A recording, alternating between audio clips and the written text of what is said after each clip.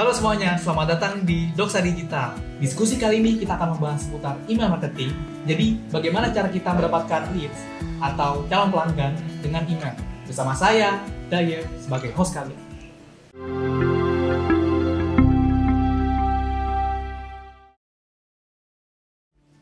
Oke, jadi diskusi kali ini kita akan membahas email marketing bersama Pak Victor selaku founder dan narasumber kita di Doksa Digital. Halo Pak. Hai semua. Ya, semoga kita seru-seruan hari ini soal email ya, ya. Ya, oke. Jadi email marketing seru banget nih. Nah, topik kali ini kan seputar email dan bagaimana cara memasarkannya nih. Nah, pertanyaannya itu adalah mengapa kita harus menggunakan email marketing sih? Oke. Kalau kita bicara soal email marketing ya, atau pemasaran melalui email lah ya. Jadi email itu kan cuma media. Intinya tetap pemasaran. Bagaimana kita bisa bertukar ide, memberikan solusi gitu dan lain sebagainya ya. Jadi kenapa sih bisnis harus butuh email marketing? Itu pertanyaan banyak orang. Nah, satu, email marketing itu adalah cara di mana pelanggan itu udah nggak asing sama kita. Jadi karena dia udah kenal, dia submit, dia punya data untuk bisa kita kontak terus. Ya, jadi satu. Ya. Kedua, email marketing itu murah. Ya, bahkan data yang kita punya nih itu ROI atau return on investment bisa sampai 89%. Ya. Jadi dua hal itulah yang saya rasa penting buat para pebisnis ya, buat kita pemasar juga harus punya, yaitu pemikiran bahwa ini ada media tempat kita bisa terus berhubungan dengan orang-orang yang sudah mulai percaya sama kita. Ya. Balik lagi karena kan orang harusnya udah percaya baru mereka submit kan ke database kita gitu kan. Nah, jadi itulah kenapa email marketing itu penting buat kita perhatikan. Nah, oke nih. Jadi biasanya kan kita melihat email itu kan kalau misalkan ada verifikasi atau dari sosmed-sosmed kita lah. Nah, jadi biasanya tuh ada yang nanyakan kalau misalkan ini nggak spam ya. Kalau misalkan spam kan jadi orang tuh kayak males banget nih ngeliat kayak gini gitu. Paling juga jualan lagi kayak gitu. Gimana cara menanggulanginya tuh Pak? Oke. Jadi gini deh. Jadi kalau kita lihat email marketing memang sekarang termasuk salah satu yang secara prakteknya banyak disalahartikan dengan metode spam. Jadi apa itu spam? Spam itu kan adalah metode di mana kita memberikan pesan ke email atau ke seseorang lah gitu ya tanpa sepengetahuan mereka gitu kan. Nah, bayangkan kalau itu terjadi sama kita pun merasa mengganggu. Nah, itulah bedanya teknik email marketing atau pemasaran melalui email yang benar sama teknik spamming.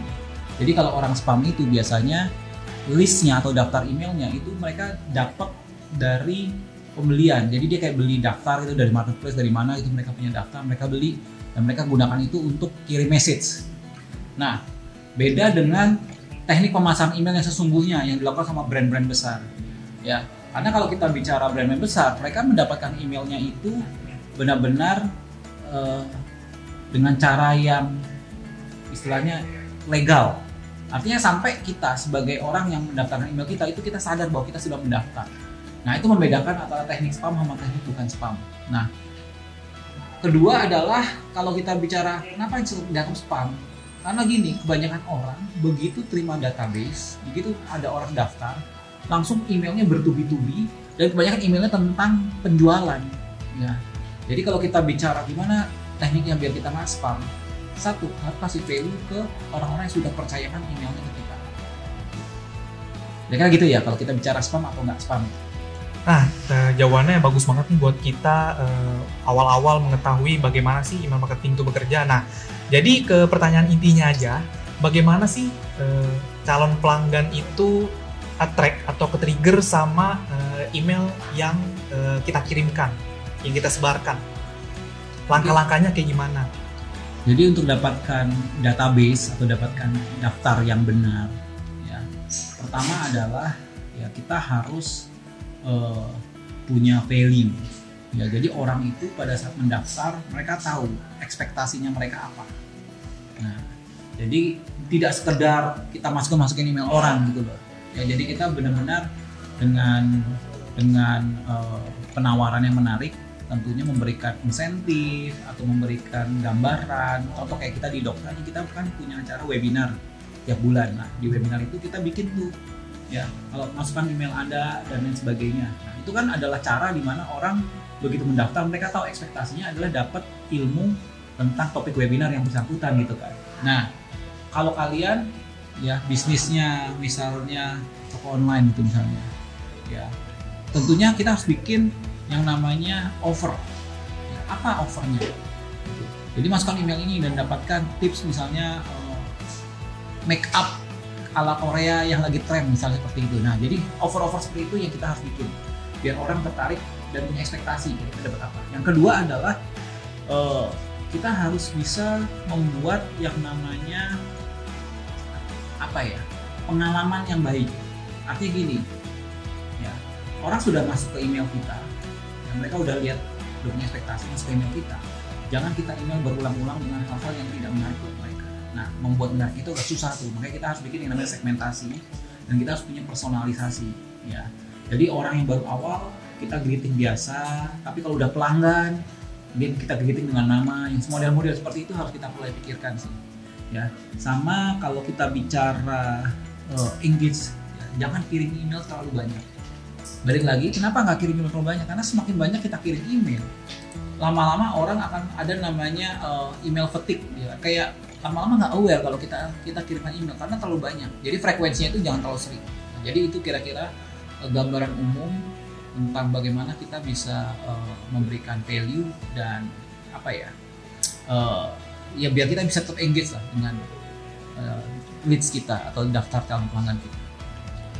Oke, jadi kalau misalkan membahas tentang personalisasi email kan biasanya orang kalau misalkan di greeting atau ada email masuk terus tiba-tiba udah langsung nyapa namanya aja gitu, itu kayak sok kenal sok dekat. Iya, sok kenal banget gitu, ini siapa gitu. Emang bagusnya sih kalau misalkan emang yang udah engage sama kita, jadi itu bagusnya ya udah kita sebut namanya aja gitu. Kalau misalkan awal-awal mungkin baru bisa nyapa ya apa kabar atau ya yang inilah ya. Betul.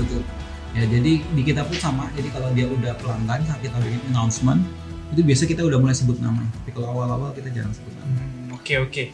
Nah, jadi itu email marketing kan bisa dibilang biayanya yang cukup murah. Nah, jadi apakah kita bisa terus mengusulkan promo-promo karena ya kita punya biaya murah sebagai pemasaran, kenapa nggak kita promo aja terus kayak gitu? Ya tadi saya udah jawab. Itu kalau kita sebutnya dengan email fatigue ya, kayak orang lama-lama nggak sadar kalau itu email dari kita karena udah keseringan ya. Jadi kita sebagai pemasar tuh kayak harus lihat momennya, jangan sampai terlalu sering dan terlalu jarang juga. Nah, berapa frekuensi yang tepat sebenarnya nggak ada patokannya ya. Jadi kalau kita misal di perusahaan jasa servis, sebulan sekali cukup untuk tetap engage biar orang-orang leads kita aware sama brand kita. Tapi kalau kita online shop mungkin bisa seminggu sekali ya. Contoh kayak kita lihat tangani salah satu retailer terbesar di Indonesia gitu ya, itu mereka hampir tiap akhir pekan kan bikin promo weekend. Nah, kalau ini kayak gitu boleh tuh ya. Jadi beda bisnis, beda frekuensi ya. Khusus buat kita yang service industri atau B2B, saya rasa sebulan sekali cukup sih, sebulan sekali. Oke. Jadi aku terlintas sedikit kalau misalkan sebenarnya target market si email marketing ini ke siapa sih? Entah ke B2B atau ke B2C gitu. Cocok itu kemana gitu? Sebagai gini, selama audiens kita itu engage di digital, biasanya sekarang orang tuh kayak hampir pasti punya email kan. Ya. Nah, disitulah kita mesti bisa filtering. Ya, jadi kalau kita bicara pasarnya siapa, saya rasa mau B2B, B2C atau C2C ya, kayak marketplace kan C2C ya. Nah, saya rasa penggunaan email saya tetap sarankan jadi salah satu tools yang bagus buat kita pakai dalam pemasaran. Balik lagi ya, begitu kita punya kita bisa email kapan aja sebenarnya. Tinggal balik lagi pesan saya ya, jangan terlalu sering aja gitu. Kalau kita memang nggak ada yang mau dibagikan. Tapi misalnya untuk email follow up ya, contoh kita punya satu startup yang lagi kita maintain gitu kan ya, biasanya mereka collect email untuk offernya gini, insentifnya adalah orang yang baru pertama kali transaksi itu akan dapat voucher misalnya. So mereka bikin gitu, masukkan email Anda dapatkan X rupiah untuk pembelian pertama. Goalnya kan sebenarnya untuk orang mencoba belanja di sana kan. Nah, tapi tidak semua orang klaim vouchernya. Nah itu biasanya kita bisa lakukan follow up tuh, ya. Mungkin di follow up hari pertama, voucher kok belum dipakai. Nah follow up hari kedua jangan bicara soal vouchernya lagi, bicara mungkin lebih keunggulan produk. Ya, balik lagi kasih value kan. Kenapa sih produk kita bagus gitu? Kenapa produk kita jadi direkomendasi sama para dokter atau apa gitu? Jadi kita bikin follow up, kemudian kita jualan, follow up jualan. Jadi konten di dalamnya juga perlu kita perhatikan gitu. Menjawab lagi ya, jadi nggak ada formula khusus ya. Saran saya apa? Saran saya adalah tes ya, karena setiap market punya karakternya sendiri-sendiri. Mau B2B, B2C, karakternya di sendiri-sendiri. Oke, jadi sebenarnya bagusnya itu kayaknya pakai funneling bagus juga ya Pak. Jadi funneling ada kayak soft sellingnya di awal, terus nanti masuk ke value-nya, habis itu baru ke penawarannya. Iya, kalau kita bicara struktur seperti itu ya. Jadi ada email yang sifatnya cuma informasi, ada email yang sifatnya penjualan. Nah kalau penjualan biasanya gitu, ada kasih benefitnya, mungkin kasih testimonial, baru terakhir kasih call to action kita sebutnya. Nah kalau kita bicara funneling itu kan kita bicara tapping market di fase customer yang beda-beda. Ada yang fasenya masih di funnel atas nih, top funnel, orang-orang yang belum kenal kita, mungkin sifatnya masih informasi, edukasi segala macam. Nah ada fase di mana orang udah masuk ke engage, orang-orang sudah engage, berarti funnelnya udah lebih turun sedikit tuh. Nah itu kita mungkin udah bisa sedikit soft selling, ya kasih edukasi, kasih ebook mungkin di sana kita bisa kasih. Ada fase yang paling bawah yang udah jadi customer. Nah itu mungkin kita bisa emailnya bahkan bisa upsell karena kan mereka udah transaksi, udah kenal sama kita kan. Jadi kalau bicara konten di dalamnya, saya rasa kreativitasnya itu penting untuk bisa tarik ulur, cari poin yang tepat di mana kita bisa kasih message-nya tuh yang mereka inginkan. Nah, di mana kita bisa tahu message yang diinginkan? Karena kadang-kadang pertanyaan orang itu kan. Nah, kita harus punya matriks sebenarnya. Ya, matriks apa? Jadi matriks tuh kayak tolak ukur.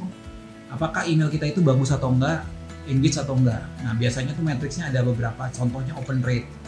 Kayak setiap kali kita email ke 1000 orang, berapa banyak yang buka.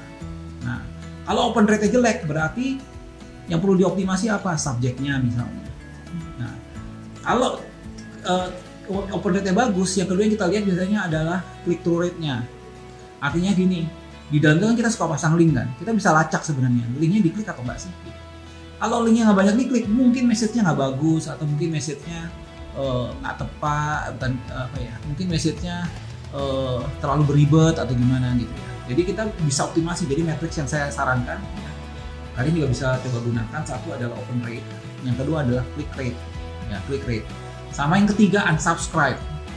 Ada tuh nanti namanya unsubscribe rate atau rate orang yang berhenti berlangganan. Nah biasanya kalau unsubscribe-nya tinggi, itu biasanya antara kita kasih message-nya terlalu berlebihan sehingga orang terganggu, atau kita benar-benar emailnya ke orang yang atas sehingga mereka merasa nggak relevan, mereka unsubscribe, mereka berhenti langganan. Oke, jadi berarti ada tracking atau statistiknya juga dong email marketing? Ada. Setiap platform email marketing pasti punya trackingnya sendiri-sendiri. Oke, bagus banget nih. Jadi kita bisa evaluasi lagi nih. Nah habis itu sebenarnya subject line atau judul itu yang bagus seperti apa sih? Kan banyak juga yang kadang nyeleneh. Kalau misalkan emang target marketnya itu emang ke anak muda ya, ke milenial atau Gen Z itu. Oke, judul itu merupakan kunci utama orang buka atau enggak, gitu. Karena kalau kita lihat di email kita sendiri kan semuanya kasih lihat judulnya dulu kan. Nah, kita harus punya judul itu yang benar-benar narik perhatian. Makanya kadang-kadang di judul itu suka pasang icon, ada icon jempol segala macam ya. Itu kenapa? Goalnya adalah buat narik perhatian ya. Nah, jadi buat saya judul itu penting ya, karena itu kunci dia buka atau enggak ya. Dan kalau misalnya kita pengen tahu nih judul mana yang tepat gitu kan. Nah, sebenarnya rumusnya adalah provide value. Yang kedua, kita mesti melakukan A/B test. Ada juga tuh A/B test. Jadi kita bisa send ke orang berbeda dengan judul berbeda, nanti untuk kita lihat judul mana yang paling lebih engage atau yang membuat orang buka emailnya. Nah, kalau kita udah ngetes itu, kita udah tahu judul mana yang kebuka, nanti lama-lama kita akan punya pola sendiri. Oh, kita mending judulnya seperti ini, judulnya seperti ini. Nah, tapi yang jelas satu, orang kan buka email marketing atau email pemasaran itu biasanya kalau judulnya itu masih value ke mereka. Nah, oke. Nah, ini ada yang ini terakhir nih. Kita mau menanyakan gitu. Misalkan email sudah kita sebarkan dan di dalam email itu sebaiknya kita memasukkan link ke landing page atau ke website. Oke, landing page dan website itu sebenarnya mirip-mirip. Jadi kalau website tuh bedanya cuma navigasinya banyak. Kalau landing page tuh kayak ya udah cuma satu over aja. Nah, sebenarnya tergantung dari email yang kita kasih sih. Kalau email yang kita kasih adalah email penawaran, cocoknya memang ke landing page yang satu halaman khusus. Tapi kalau emailnya itu lebih buat keep in touch atau biar orang connect sama kita terus, ya mungkin masuk ke website biasa, ya ke website kita juga boleh. Ya.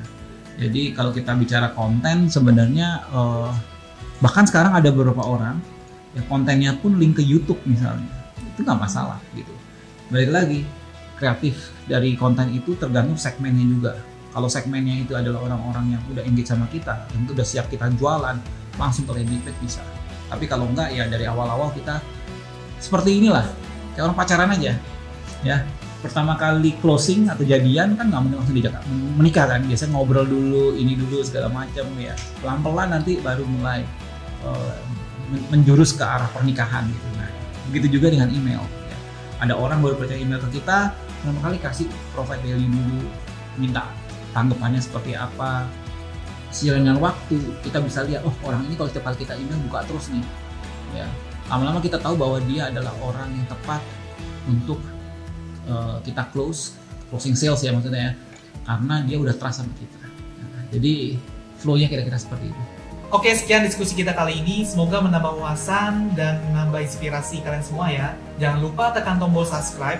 Jika kalian suka, tekan tombol like. Dan kalau ada pertanyaan seputar email marketing, kalian bisa komen di bawah sini ya. Saya Dayev. Dan saya Victor. Terima kasih dan sampai jumpa di video selanjutnya. Keep send out and let's make it work.